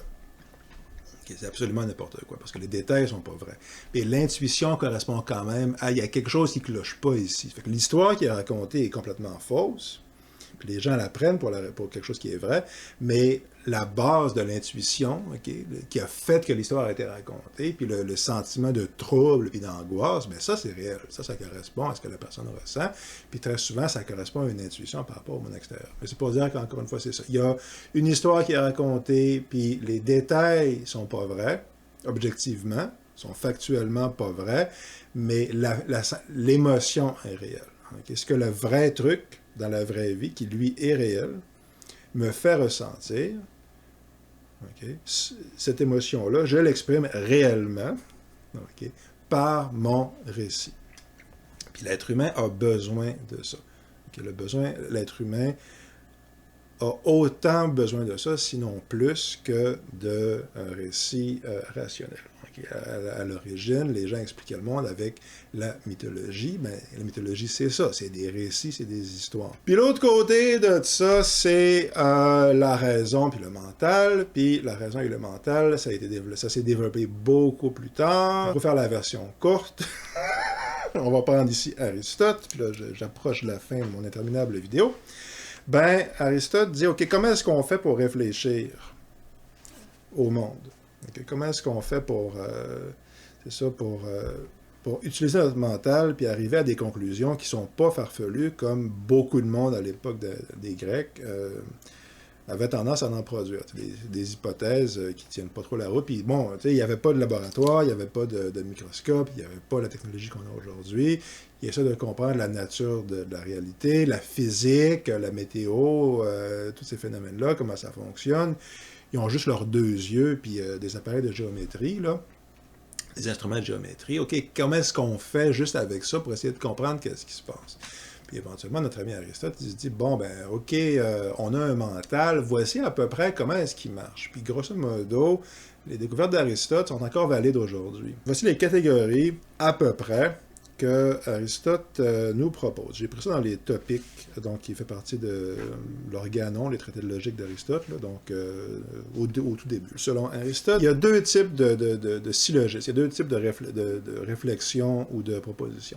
Déjà, il faut voir que ce que Aristote, en gros, met en branle avec sa logique, c'est le fameux syllogisme, puis le syllogisme, c'est une manière d'utiliser le mental qui va démontrer, qui est capable de tirer une conclusion nécessaire de deux suppositions que tu colles ensemble. Tu prends une prémisse, OK, puis si la prémisse A est vraie, que B est vrai, alors C est forcément vrai. Grosso modo, c'est ça le principe.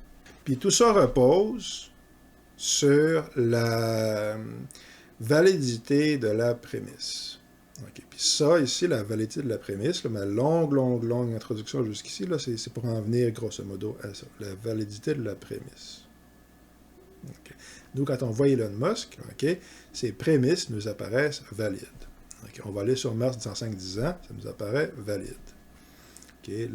L'intelligence artificielle est capable d'être consciente d'elle-même, ça nous apparaît valide. On regarde ça, puis on se dit, oui, ça a du bon sens. Okay. Bon. Fait qu'à partir de ce moment-là, il nous dit, oui, si vous me donnez des milliards...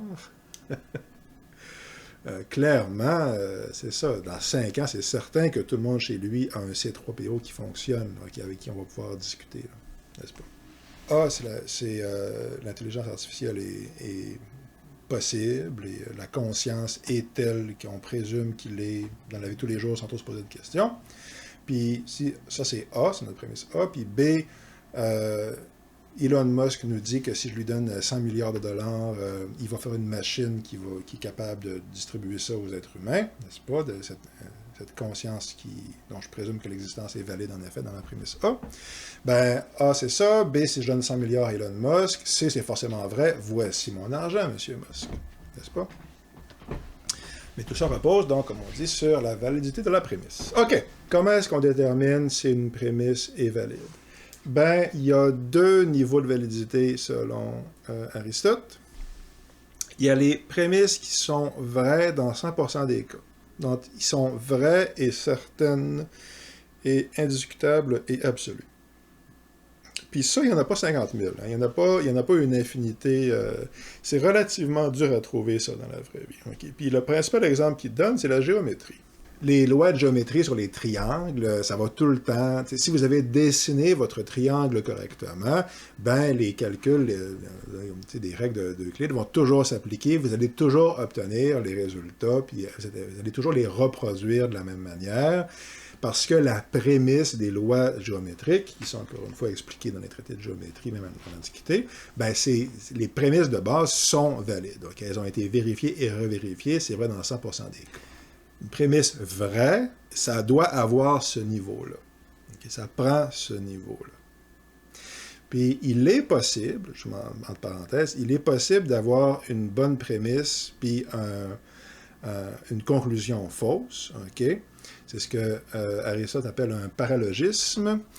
Mais ça, c'est quand tu fais une erreur de manipulation, grosso modo. Donc, si moi, j'utilise mon rapporteur d'angle puis que je ne lis pas le chiffre correctement, ben, mon chiffre à la fin ne marche pas, mon calcul ne marche pas, mais c'est moi qui me suis trompé. L'erreur est sur la chaise, entre le fauteuil et l'écran, comme on dit en informatique. Donc, ça, c'est une catégorie. Mais à part une erreur de manipulation, dans un raisonnement qui est 100% vrai et valide, OK, à part une erreur de manipulation, tu vas toujours avoir un résultat, ça va toujours être valide. Le problème qu'il y a, c'est que des trucs qui ont cette certitude géométrique-là, dans la vie de tous les jours, c'est très rare. Okay? Donc, les problèmes d'éthique, ou les problèmes moraux, ou les problèmes même, okay, qu'est-ce que je fais dans ma vie, peu importe, là, okay? Puis même sur des questions, on va dire, d'ordre scientifique,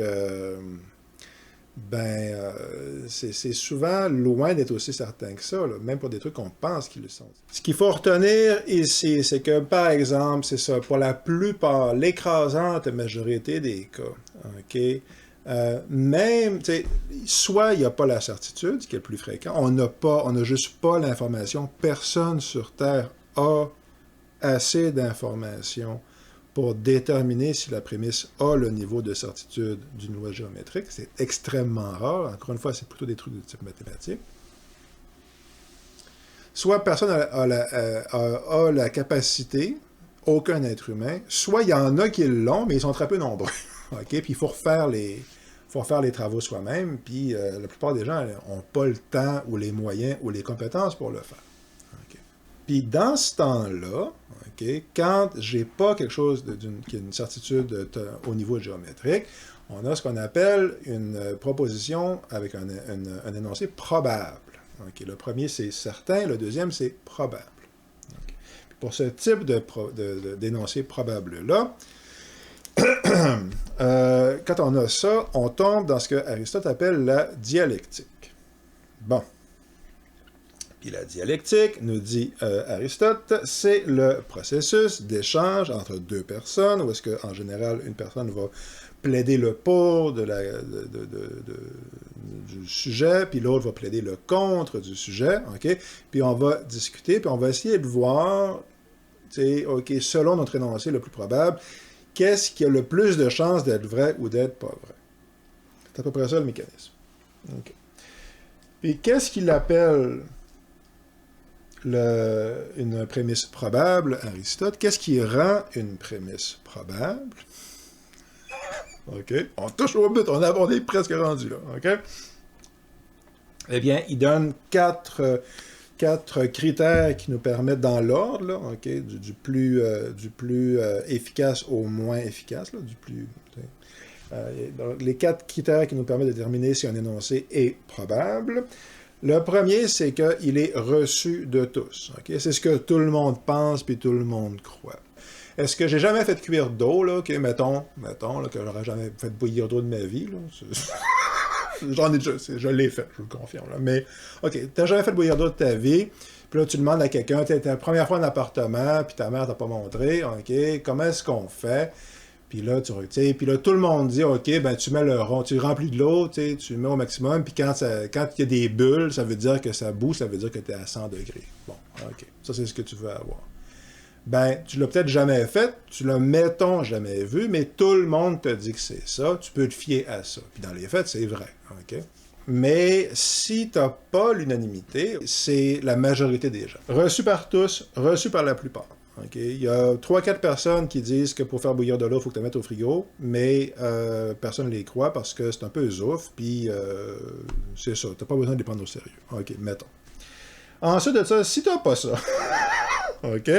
Ben, c'est les sages, OK? Les gens qui ont de la sagesse. Puis à l'époque des Grecs, ben, ça veut dire des gens comme, par exemple, Solon, qui a écrit les lois, là, il y a une catégorie, des gens dont tout le monde va reconnaître la validité morale et intellectuelle. Bon, comme moi, je ne sais pas Aristote, là, par exemple. Bon.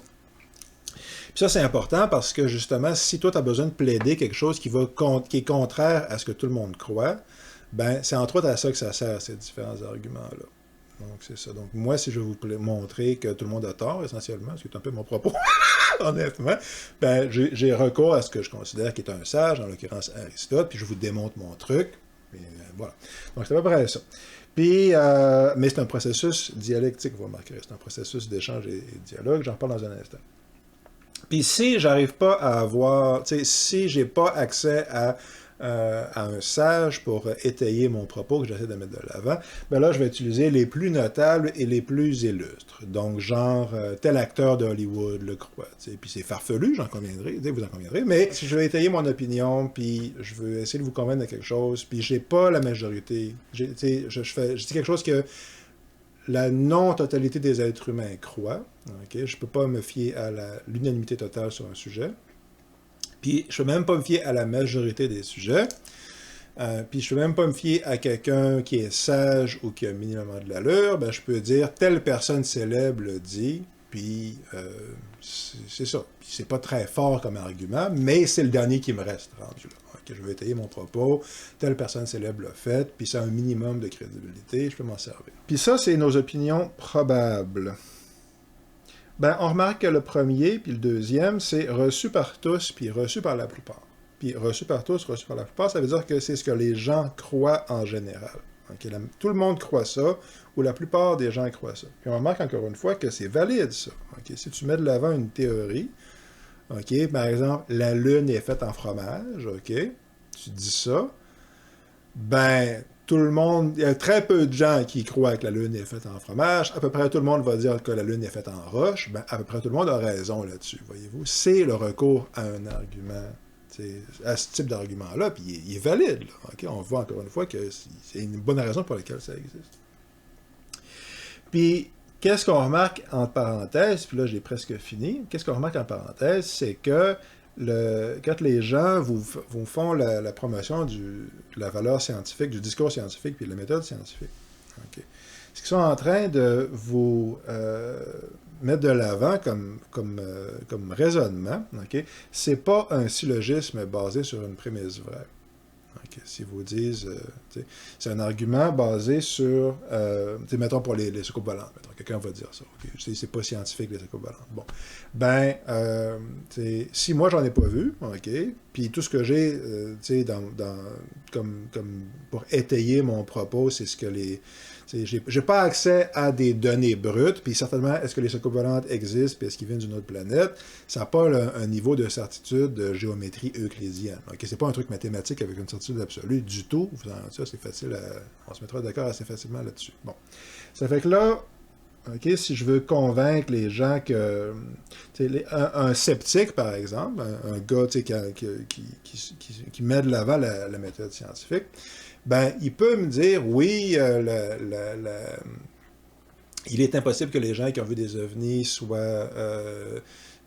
disent la vérité, ils doivent être faux, ils doivent être Yves, puis là, ils vont dire leurs différentes justifications, là, des hypothèses extraordinaires demandent des preuves extraordinaires, par exemple. C'est le genre de truc qu'on entend assez souvent, Carl Sagan disait ça.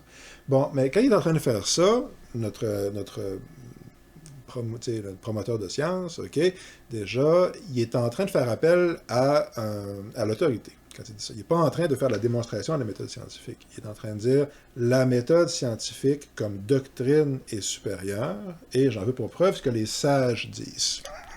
OK? Il est en train d'utiliser une hypothèse probable, donc pas certaine, mais probable, vraisemblable, OK? Mais probable, qui n'est pas mathématiquement 100% garanti comme Euclide, OK?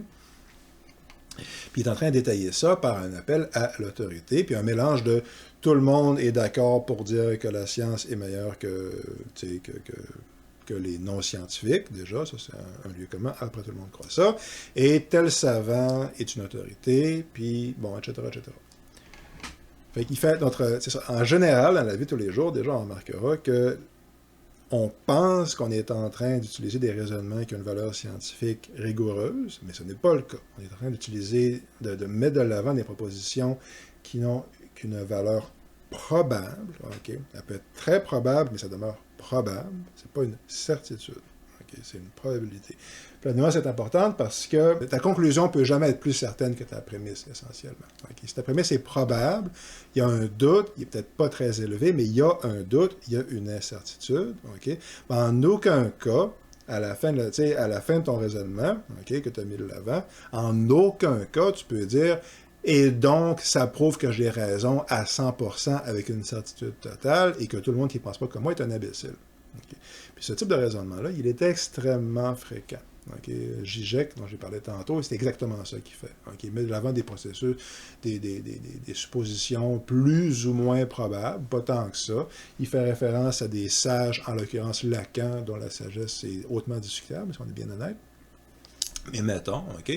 Après ça, il a dit « Ceci prouve avec une certitude totale et absolue que tout le monde qui ne pense pas comme moi est un imbécile. » C'est un stupid idiot, c'est l'expression qu'il emploie. Fait que déjà, on voit ici que dans notre...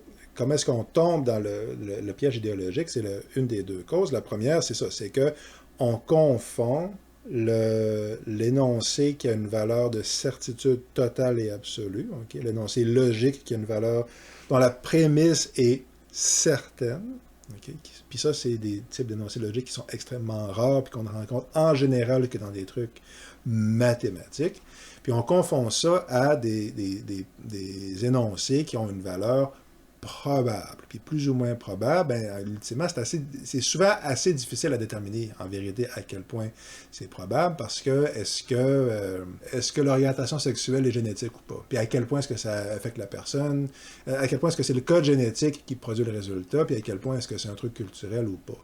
Ben, il y a des gens qui vont affirmer que c'est 100% génétique, puis que c'est une certitude absolue, mais c'est pas, tu sais, il y a des raisons de croire que ça l'est, puis il y a des raisons de croire que ça ne l'est pas.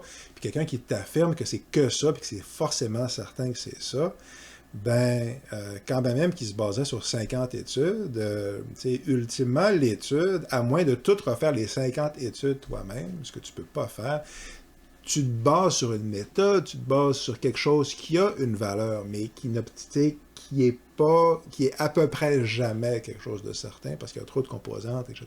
Tu n'auras jamais de conclusion certaine avec une prémisse incertaine, puis la plupart des prémisses sont incertaines, à peu près toutes, même ce qui se présente comme étant scientifique.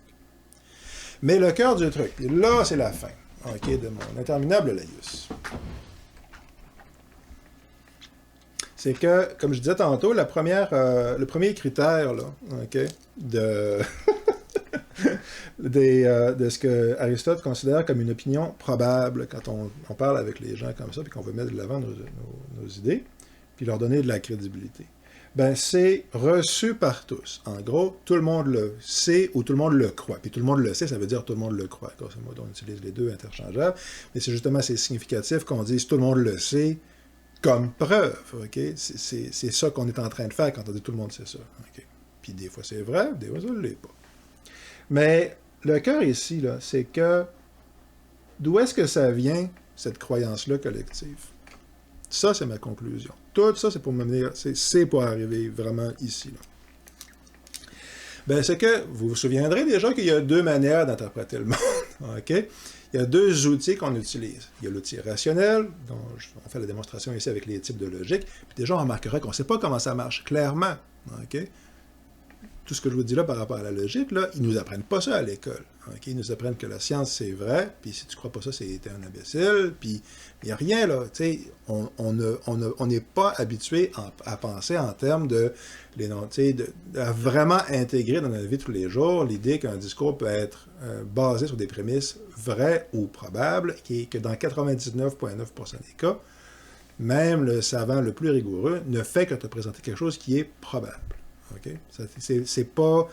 Quand ils vont te le dire, mais c'est pas ça qu'ils t'enseignent. Ce qu'ils t'enseignent, c'est il faut que tu le crois tel que tel. Okay? Donc, il y a le raisonnement logique qui est basé sur ce que le mental fait. Puis, il y a l'autre composante, l'énorme composante de comment est-ce qu'on explique le monde, qui est on se raconte des histoires. Okay? Puis on se raconte des histoires, ben, il y a les histoires qu'on voit dans les films, puis dans les romans, puis il y a les histoires qu'on se raconte dans la rue, OK? Tu sais, quand les Américains se racontent qu'ils représentent la démocratie, OK? Puis la justice à travers le monde, il y a une histoire qu'ils se racontent, OK? Ils se racontent ça à eux-mêmes. Puis c'est significatif qu'ils se l'expriment, qu'ils se racontent ça, mais la condition aussi, il faut dire, c'est ça, pour participer à la société américaine, grosso modo, c'est d'accepter de participer à cette histoire-là, à ce récit-là, de dire que ce qui est en train de se passer. Puis même si tu dis que la réalité de la politique américaine ne correspond pas à ça, généralement, les Américains qui disent ça font leur... c'est le fond du point de vue qui dit que l'aspiration fondamentale des Américains demeure d'être le bastion de justice et de liberté à travers le monde. Puis pourquoi? Parce que c'est ça l'histoire qu'ils racontent. Okay? C'est ça la condition collective, la condition de la participation à cette société-là, c'est de participer à ce récit-là. Puis participer à une société, c'est participer à un récit. La plupart du temps, OK, on interprète la réalité, en énorme partie, on interprète la réalité en fonction, au moyen des histoires qu'on raconte dans les films, les bandes dessinées, les romans, etc. Okay. C'est comme ça qu'on donne un sens à ce qu'on vit à tous les jours, nos drames, etc., nos questions sociales, etc. L'œuvre d'art, la création littéraire, cinématographique, peu importe, sert à ça, produit ça. Okay? Puis des fois, même si c'est entièrement mercantile, même si c'est de la propagande, de la manipulation, ou au contraire que c'est purement désintéressé à la Van Gogh dans son champ, bon, peu importe. C'est comme un grand poète, là, René Char, mettons, un poète entièrement désintéressé, etc. Bon, ben c'est ça. Dans tous les cas, on est face à l'être humain qui raconte un récit pour donner un sens. Donc, il est en train d'utiliser des émotions, okay, puis des personnages, puis son imagination pour mettre en place un discours non rationnel qui va exprimer une vérité poétique, émotive sur quelque chose, puis qui va correspondre à une intuition, puis que les gens vont reconnaître, dont les gens vont reconnaître l'intuition, la guerre des étoiles, les trucs qui marchent très fort, comme la guerre des étoiles, Harry Potter, très souvent, c'est parce que ça correspond à quelque chose qui a besoin d'être exprimé collectivement dans la culture. Mais tous ces films-là rentrent dans la culture. Puis, quand ils rentrent dans la culture, okay, comme par exemple dans mon film de Andromeda Strain, okay, avec ces différentes hypothèses scientifiques, ben, les gens voient le film, okay, puis il y a l'hypothèse de l'homme célibataire. Ben, j'ai vu ça dans le film, je l'ai vu souvent, ce film-là, puis tout le monde on en parle autour de moi, puis ouais, ça a de l'allure, ça a l'air hyper scientifique, c'est des savants dans le film. Je vois un film avec des savants, puis les épidémiologues disent qu'ils se comportent comme des vrais savants. Ça doit être des vrais savants. Ça a la même valeur, donc, que les sages dont parlait Aristote. C'est des gens intelligents dans mon film entièrement fictif. OK? Puis moi, je fais pas la distinction, parce qu'il n'y a pas vrai, parce que c'est tout dans ma tête, puis la distinction est un peu arbitraire de toute façon entre le monde extérieur et intérieur, etc. Mais je fais pas la distinction, moi, entre est-ce que c'est vrai, est-ce que c'est pas vrai, est-ce que c'est un vrai savant ou est-ce que c'est pas un vrai savant. Mon mental, il la fait pas, mon mental est capable de faire la distinction si je l'entraîne à la faire. Mais mon appareil complet de perception, par défaut, il la fait pas. Okay? Il reçoit un signal, puis une de ses manières d'interpréter la réalité, c'est avec ses émotions. OK? Puis, OK, il voit ça, le savant dans le film. Puis, OK, l'hypothèse de l'homme célibataire est plus objectif. Ben, le film a l'air sérieux, c'est sûrement vrai. Puis ça rentre dans la culture. Puis des films comme ça ou des histoires comme ça, on baigne dedans à la journée longue toute notre vie. Ça fait qu'on est tout le temps en train de se faire inonder d'histoires, puis souvent d'histoires qui sont délibérément introduites pour nous convaincre, justement, de nous manipuler, de nous convaincre de quelque chose, comme, si vous avez soif, buvez une boisson gazeuse. Okay. Bon, ben, on a 50 000 annonces, on a 300 annonces par jour, on voit tous les jours pour nous convaincre de boire du Pepsi, mettons, quand on a soif. Ben, le Pepsi, c'est physiquement impossible qu'il coupe ta soif parce qu'il y a du sucre dedans, puis le sucre donne soif. C'est un peu un récit, OK?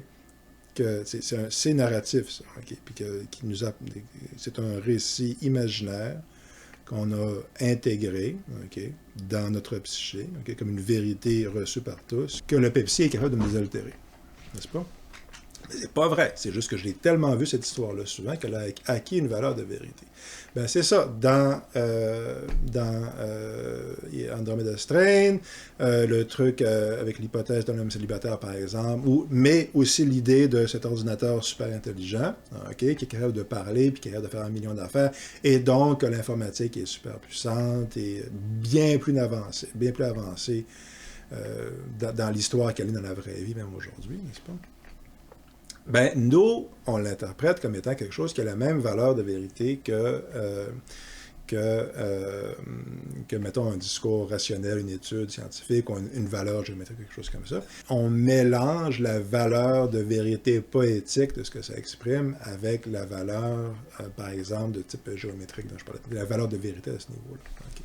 Puis parce que tout le monde le croit, grosso modo, puis tout le monde le croit parce qu'on l'a vu dans les mêmes films, dans la même culture, puis que les films se parlent les uns les autres, puis se citent les uns les autres, okay? Ben ça devient le tout le monde sait que, grosso modo. T'sais. Puis quand on a besoin de faire un appel à l'autorité, okay, puis on a juste des opinions probables plutôt que certaines, comme dans le discours dans la dialectique d'Aristote dont on parlait tantôt, ben, on dit, oui, par exemple, encore une fois, le truc de l'homme célibataire est plus objectif en cas de crise, là, puis c'est ça nous apparaît réaliste parce qu'on a entendu l'histoire des millions de fois. L'hypothèse de l'homme célibataire, ben, on l'entend moins aujourd'hui, ça a passé de mode. Il y a d'autres exemples que je pourrais donner, là, que Michael Crichton utilisait dans d'autres de ses livres, entre autres, l'idée, par exemple, du chromosome XXY, là, qui rendait l'homme plus violent, etc., peu importe, des trucs comme ça. Ben, ça s'est répercuté dans la culture, ça. Dans Alien 3, par exemple, il y avait la même idée. Il y a un film de Argento, là, je sais pas si c'est Cat of Nine Tails, quelque chose. Peu importe. Le fait qu'il y ait des idées comme ça saugrenues qui apparaissent dans un film à un moment donné, puis quelqu'un se dit « Ah, ça c'est pas pire, je vais utiliser ça ». Puis là, on se met à avoir l'idée, OK, réexprimée dans tel film puis tel autre film. Ça acquiert une valeur de légitimité objective, scientifique, rationnelle, etc. Parce qu'on l'entend, on l'a vu dans un paquet d'histoires, ça fait qu'on pense que c'est vrai. Fait que les gens, c'est ça, les gens comme Elon Musk ou les politiciens, n'importe quoi, okay, eux, ils carburent là-dessus. C'est ça la version encore. Okay? Donc, j'ai vu un paquet de films de Michael Crichton qui disait, c'est ça, ah oui, dans 5 ans, les robots vont être capables de faire tel truc, ou dans 10 ans, on va être capable d'aller sur Mars. Puis, ça a l'air réaliste. Puis, on ignore complètement les nombreuses raisons qui font que c'est complètement impossible. Okay? Mais j'ai vu un film, j'ai lu des tonnes de romans où les gens allaient sur Mars, puis cette vérité poétique-là que j'ai ressentie, puis qui fait partie de la culture, ben, a acquis la valeur d'un lieu commun, collectif et culturel. Okay? Puis à ça s'ajoute l'excitation de « Ah mon Dieu, quelle époque formidable, on est sur le bord d'avoir la technologie, etc. » Ça fait qu'il y a ça aussi, les gens veulent croire ça. Puis une grosse partie de l'attrait de la science-fiction, c'est justement qu'ils jouent sur ce charme-là de la découverte imminente qui est peut-être destructrice ou peut-être bienfaitrice, ça dépend de l'émotion qu'on cherche, là, mais c'est ça. Fait que, on a vu C3PO ou 1 million de robots dans 1 million de films, n'est-ce pas? Réfléchir par lui-même, puis penser par lui-même, comme Hal dans 2001, peu importe. Puis il nous parle comme une vraie personne, puis il y a clairement une forme de personnalité, puis une forme de psyché, puis fait quoi? Non, l'intelligence artificielle, c'est hyper possible. Puis là, Elon Musk ou Sam Altman, ils savent qu'on croit, qu'émotivement, on croit à ça, parce que c'est dans la culture. Puis ils nous disent, ben oui, tout le monde sait que c'est plausible, parce qu'on a tous vu les films, puis j'ai même pas besoin de faire référence aux films, parce qu'on baigne tellement dans cette culture-là, que tout le monde, tout le monde baigne dans cette culture-là, tout le monde a déjà ça d'intégrer puis d'acquis à l'intérieur de nous. Fait que la personne arrive, puis te présente comme étant comme une donnée factuelle, parce que ta psyché, ultimement, ne fait pas la différence, ça va vraiment l'entraîner. Puis la plupart des scientifiques que moi j'ai vus ont rarement cette capacité-là en général. Je veux dire, ils font pas, ils sont moins entraînés qu'ils veulent croire l'être. Ils veulent croire qu'ils le sont, là, OK? par rapport à faire la distinction entre la croyance puis la réalité, puis entre l'émotion puis la raison, ben c'est ça. C'est que quand un gars hyper scientifique, soi-disant, te traite d'imbécile parce que tu penses pas comme lui, mais c'est pas un appel à la raison, traiter les gens d'imbéciles. C'est ça, c'est un appel à l'émotivité. OK? Puis ça indique qu'il réagit à partir de son émotivité. Bon, c'est ça. Le fameux Zizek, c'est ça qu'il fait. C'est un exemple facile, j'en parle souvent. Ça fait que nos capitalistes arrivent sur la place publique, puis ils nous disent un discours qu'ils savent qui résonne. Ils utilisent l'intelligence artificielle parce qu'il y a beaucoup de films, puis ils voient que les gens aiment ça. Il y a beaucoup de robots. Clairement, ça excite les gens, puis les gens veulent croire que c'est vrai, puis ils pensent que c'est plus réaliste que c'est, parce qu'il y en a dans tous les films. Puis personne... Puis c'est des spectacles de magie, là, ces films-là. C'est rien que ça que c'est, là. Okay. Mais, OK, ben les gens veulent croire cette histoire-là, puis ont intégré cette histoire-là, fait que je vais leur... Puis ils pensent que c'est plus facile que c'est, parce que dans les films, ça a l'air plus facile que c'est. Fait que je vais leur dire que je suis capable de le faire, puis donnez-moi 100 millions, puis on leur donne 100 millions. C'est pas mal ça qu'ils font. Fait que grosso modo, c'est ça. La solution à tout ça, c'est pas de dire que la science est supérieure à la poésie, parce que c'est pas le cas. C'est juste que c'est de comprendre qu'ils font pas la même chose. Puis ils illustrent différents volets, différents aspects de la réalité. Puis il faut être pleinement, il faut vraiment comprendre à la fois comment notre psyché, tous les fonctionnements de notre psyché. Il faut vraiment comprendre comment notre corps réagit. Il faut comprendre comment notre mental est structuré, comment il est conçu pour fonctionner avec les trucs de logique d'Aristote, les raisonnements probables et improbables. Puis il faut comprendre notre réaction émotive, il faut comprendre le processus de refoulement, il faut comprendre tout le processus de refoulement qui est un processus physiologique, ultimement, c'est un truc physique. Nos émotions, etc. Puis c'est ça, il faut comprendre l'interrelation entre le mécanisme logique, okay, puis d'une part, puis le mécanisme poétique d'autre part, okay, puis comment ces deux trucs-là sont les piliers de notre interaction avec le monde. Ben voilà, il faut comprendre vraiment pleinement tout ça. Ou au moins être conscient que c'est le cas, puis être vigilant, puis apprendre à être vigilant, pour pas se faire manipuler, parce qu'autrement, on est extrêmement susceptible. Puis c'est ça, puis on est susceptible parce qu'on ne l'apprend pas.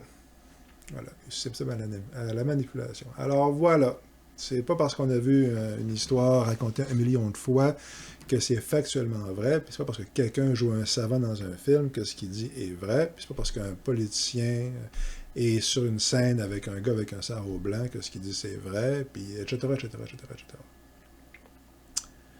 Wow! Je sais pas combien de temps cette vidéo-ci a duré, mais quelque chose m'a dit qu'elle est assez longue. Et puis, je vais sûrement je vais en reparler de tout ça. Je vais essayer de trouver une manière plus succincte d'en parler, puis aussi de rentrer plus dans les détails, d'expliquer chacune des différentes composantes. Là. Puis la science-fiction, c'est vraiment un moyen excellent là, pour illustrer tout ça, mais c'est à beaucoup de points de vue un outil parfait pour explorer ce genre de questions-là, parce que c'est tellement à la frontière, c'est tellement une forme d'art, c'est ça, à la frontière entre le poétique et le rationnel, puis c'est ça le jeu avec la science-fiction, c'est que ça utilise, c'est une forme d'expression poétique qui carbure énormément sur la relation du poétique et du narratif, donc avec le rationnel et le logique. Bref, on en reparlera assez longuement dans d'autres vidéos. Je vous laisse pour aujourd'hui. Si vous voulez soutenir ce que je fais, j'ai un Patreon.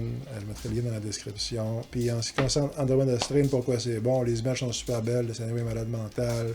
L'histoire est hyper cool, le revirement est génial, génial, génial. Robert Wise est un super bon réalisateur, puis la femme, le médecin qui a l'épilepsie, qui fait l'épilepsie, est hyper cool comme personnage. Fait que tout est cool, la musique, le visuel. Andromeda Strain, c'est super bon. Alors voilà, vie longue et prospère, à la prochaine.